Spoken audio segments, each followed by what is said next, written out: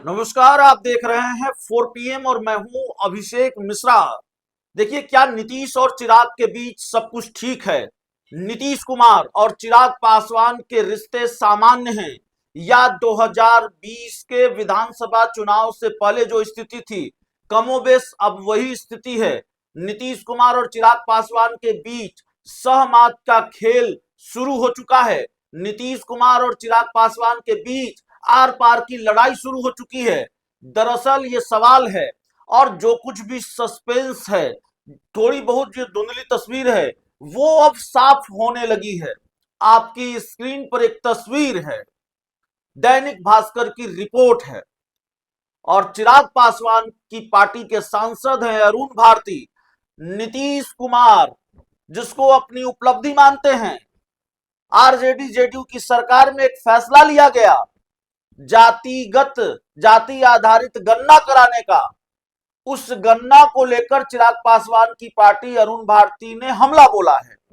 बहाना तेजस्वी यादव का है, लेकिन निशाने पर नीतीश कुमार भी हैं इस रिपोर्ट के मुताबिक।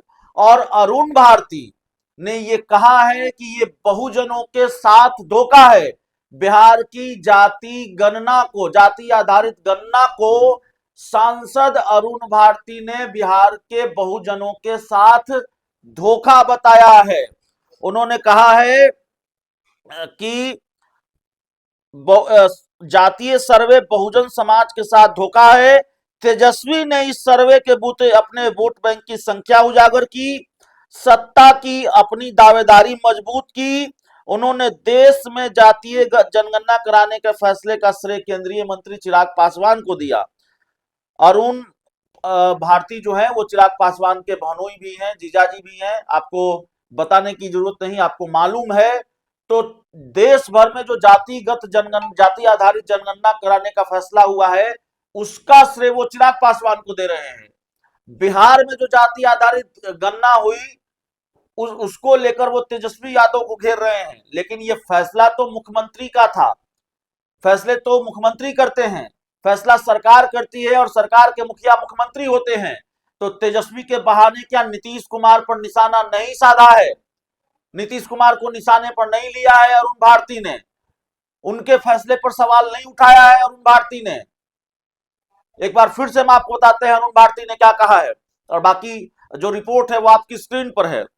अरुण भारती ने कहा है कि जातीय सर्वे बहुजन समाज के लोगों के साथ धोखा है। इस सर्वे के बूते अपने वोट बैंक की संख्या उजागर की, सत्ता की अपनी दावेदारी मजबूत की। और ये उन्होंने कहा है तेजस्वी यादव को लेकर। लेकिन फैसला नीतीश कुमार ने लिया था जाति गणना का। नीतीश कुमार इसको अपनी उपलब्धि बताते रहे हैं, जेडीयू इसको अपनी उपलब्धि बताती रही है। तो जाहिर तौर पर निशाने पर तो जेडीयू भी है, निशाने पर नीतीश कुमार भी हैं। हालांकि इसी रिपोर्ट में एक प्रतिक्रिया भी जेडीयू की तरफ से आई है। जेडीयू ने अरुण भारती की बातों पर एतराज किया है, और जेडीयू के मुख्य प्रवक्ता है नीरज कुमार। उन्होंने कहा जातीय सर्वे सर्वदलीय फैसले का नतीजा रहा। यह पूरी तरह से वैज्ञानिक व पारदर्शी है। इसके आधार पर आरक्षण का कोटा बढ़ा, कल्याणकारी योजनाएं बनी। इसको नकारने की बात बिल्कुल मुनासिब नहीं है।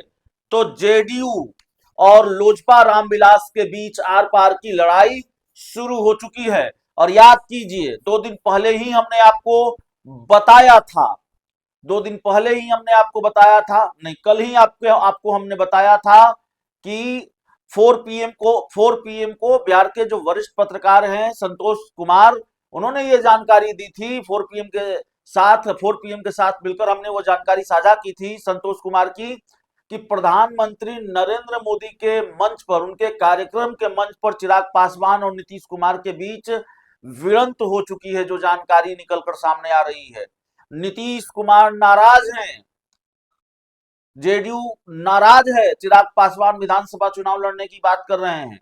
जेडीयू को यह खेल समझ में आ रहा है कि भाई केंद्र सरकार में मंत्री हैं, सांसद हैं, तो विधायक बनने क्यों आ रहे हैं? तो जाहिर है कहीं ना कहीं दाल में कुछ काला जरूर है। और कहते हैं ना कि जब दूध से मुंह जल जाए तो छाछ भी लोग फूंक कर पीते हैं। तो चिराग पासवान मुंह जला चुके हैं। जनता दल यूनाइटेड का। चिराग पासवान एक बार गच्चा दे चुके हैं जनता दल यूनाइटेड को विधानसभा चुनाव में, तो जेडीयू इस बार बहुत संभल संभल कर चल रही है। जेडीयू को यह अंदेशा है कि कहीं चिराग पासवान 2020 की राह पर तो नहीं चल पड़े हैं। नीतीश कुमार ने पूछा चुनाव लड़ेंगे, आप क्यों चुनाव लड़ना चाहते हैं, आप तो सांसद हैं, मंत्री हैं। चिराग पासवान ने कहा मेरी पार्टी है और अपनी मेरी पार्टी चाहेगी तो मैं चुनाव लड़ूंगा, आपका आशीर्वाद लेने जरूर आऊंगा। और बहुत तल्ख माहौल में यह बातचीत हुई है, जो जानकारी निकलकर सामने आई है। एक चुनौती वाली भी बात है।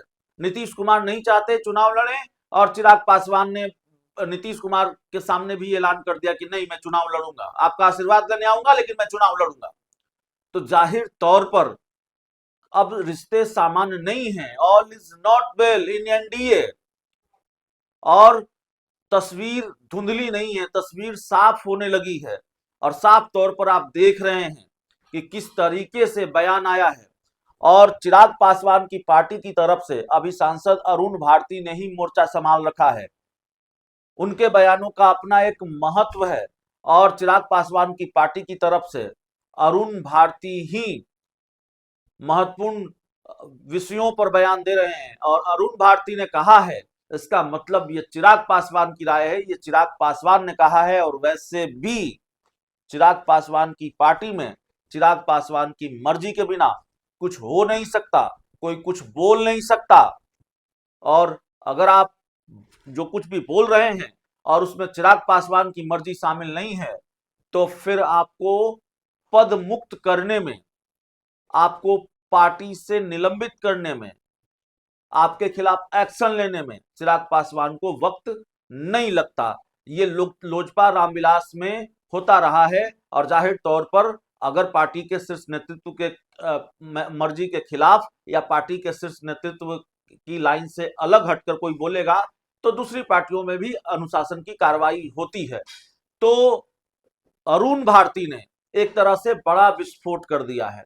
नीतीश कुमार का नाम नहीं लिया है, ले भी नहीं सकते, अभी एनडीए का हिस्सा हैं और एनडीए में रहकर नीतीश कुमार से खुले तौर पर पंगा नहीं ले सकते, लेकिन एक तरह से पंगा ले ही लिया है। भाई साहब, उप मुख्यमंत्री ने फैसला नहीं लिया था। उप मुख्यमंत्री को आप क्रेडिट दे सकते हैं, तेजस्वी यादव को क्रेडिट दे सकते हैं, हाँ इनकी भी भागीदारी थी।